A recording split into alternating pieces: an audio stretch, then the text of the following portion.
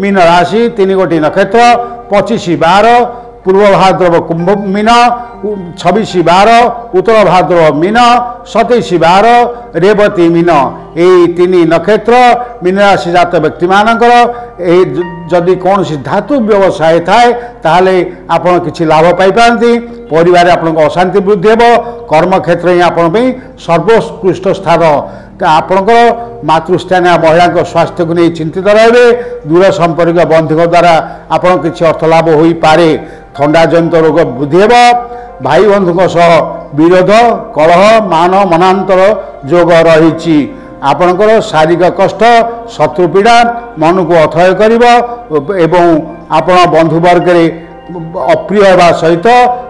विविध कलहर सम्मुखीन हो पारती आपण दुर्घटनार संभावना थिबारु सतर्क रुहंतु विदेश रे आपण कष्ट पाइबे मास शेषार्धे किछि लाभ हो पारे ए राशि जात महिला माने मासरे सर्वोत्तम फल प्रदर्शन करेंगे एवं छात्र छात्री माने निश्चित भाव में पाठ प्रति दूरे रहिबार संभावना रही राशि जात व्यक्ति मानकर शुभ रंग होउची हलदिया एवं सतर्कता दिवस होउची सेप्टेम्बर 24 25 26 अक्टोबर 4 एवं 5 आपण जदि प्रत्यह